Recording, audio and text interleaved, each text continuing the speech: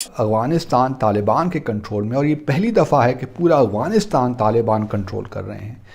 تو اب یہ اسٹیٹمنٹ دینا تھوڑا سا میں سمجھتا ہوں کہ اس میں ہمیں غور و فکر کرنا چاہیے. ملا یعقوب جو ہیں، جو ملا محمد عمر کے صاحبزادے ہیں، اور اس وقت کی جو حکومت ہے افغانستان میں،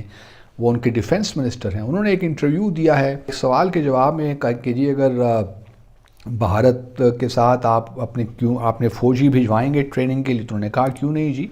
ہم بھارت بالکل ملٹری کوآپریشن اور ڈیفنس کوآپریشن بھی بھارت کے ساتھ ہو سکتا ہے. انہوں نے ساتھ یہ کہہ دیا کہ پہلے ہمارے کچھ ڈپلومیٹک ریلیشنز تو قائم ہو جائیں،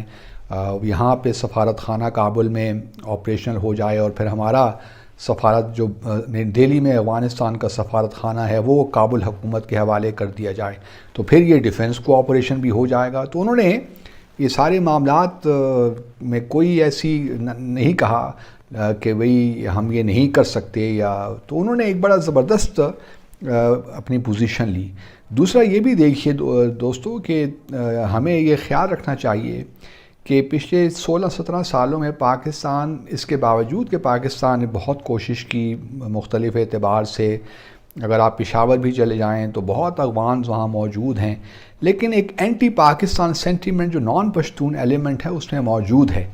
اور اس وقت طالبان جو افغانستان کے بھارت کے ساتھ تھوڑا بہت آگے بڑھنے کی کوشش کر رہے ہیں، تو وہ اس تاثر کو بھی زائل کرنے کی کوشش کر رہے ہیں اپنے اندر، افغانستان کے اندر، کہ ہم پاکستان سے بہت قریب ہیں یا پاکستان کے انفلوئنس میں ہیں.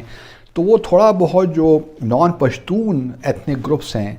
ان کو بھی ایک لحاظ سے وو کرنا چاہتے ہیں، یا ان کو بھی کہ جی دیکھیے ہم تو بھارت کے ساتھ بھی تعلقات، وہی پالیسی ہم رکھے ہوئے ہیں جو ہمارے سے پہلے حکومت کی تھی، تو اس میں کوئی تبدیلی نہیں آئی. تو ایک لحاظ سے ان کی ایک پولیٹیکل موو بھی ہے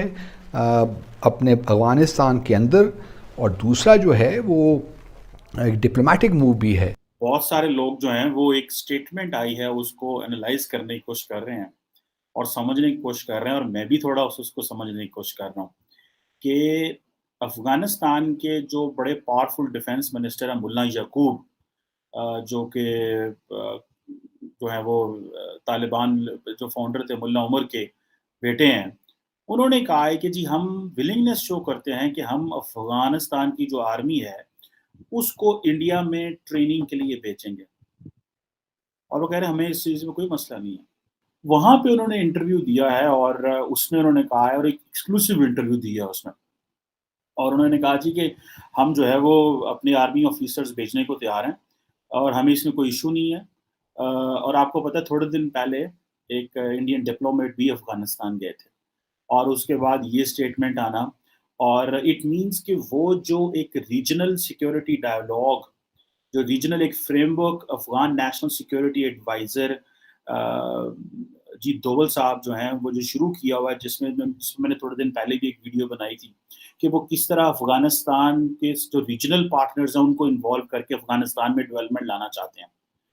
اب کویسچن یہ آتا ہے کہ پاکستان کہاں کھڑا ہے، کیونکہ پاکستان نے پچھلے جتنا سال بھی رہے گزرے ہیں، پاکستان نے ایک کوشش کی ہے کہ افغانستان کے اندر انڈیا کے فٹ پرنٹس نہ ہو. یہ پاکستان کہتا رہا، اور وہ کہتے رہے کہ یہ ہم نے اشرف غنی کو بھی کہا، یہ ہم نے جو ہے وہ حامد کرزئی کو بھی کہا، یہ ہم نے پیچھے بھی ان کو کہا. اگر میں آپ کو تھوڑا ہسٹری میں لے جاؤں، جب ہم پڑھتے تھے تو ہمیں یہ بتایا جاتا تھا کہ پاکستان جو ہے وہ افغانستان کو ایز اے اسٹریٹجک ڈیپتھ کے طور پہ یوز کرنا چاہ رہا ہے. اب یہ گو کہ مجھے یاد ہے پاکستان کے جو former army chief general Ashfaq Parvez Kayani ہے، انہوں نے اس سارے کانسیپٹ کو ریجیکٹ کیا تھا، اور انہوں نے کہا تھا کہ نہیں ایسی کوئی بات نہیں ہے.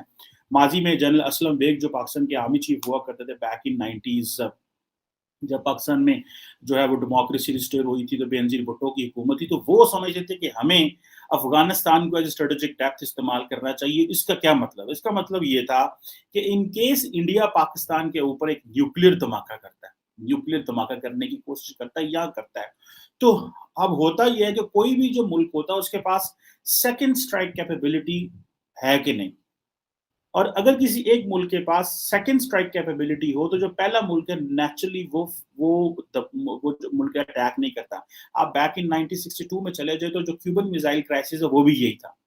کیونکہ اس میں रशियंस भी यही समझ रहे थे कि क्या जो है वो क्या पोजीशन बनेगी अगर हम अमेरिका पे हमला करते हैं, अमेरिकन रिस्पॉन्ड करेंगे ये एंड वो। अब पाकिस्तान ये कहता है कि हम अफगानिस्तान को स्ट्रेटेजिक डेप्थ इस्तेमाल करें, इट मीन्स कि अफगानिस्तान के अंदर एक फ्रेंडली गवर्नमेंट होनी चाहिए, ऐसी फ्रेंडली गवर्नमेंट जो इस्लामाबाद की बात सुने और जो हमारी बात सुने और हमारे मर्जी के जो इश्यूज हैं उनको अफगानिस्तान में लेके चले। उधर आप पाकिस्तान का प्रॉब्लम ये है कि पाकिस्तान के ईरान के साथ भी अच्छे ताल्लुकात नहीं रहे, पाकिस्तान के इंडिया के साथ भी अच्छे ताल्लुकात नहीं थे, पाकिस्तान के कोई इतने अच्छे सेंट्रल एशियन ममालिक के ताल्लुकात भी नहीं। और मजे की बात देखा जाए तो रिसेंटली जो इंडियंस ने सेंट्रल एशिया में इन्वेस्टमेंट्स करने की कोशिश की, वहाँ थोड़े बहुत प्रोजेक्ट्स करने की कोशिश की, वहाँ एक मिलिट्री बेस भी रखी हुई है, तो उससे ये हमें पता चलता है कि इंडिया जो है वो चाइना के बैकयार्ड में,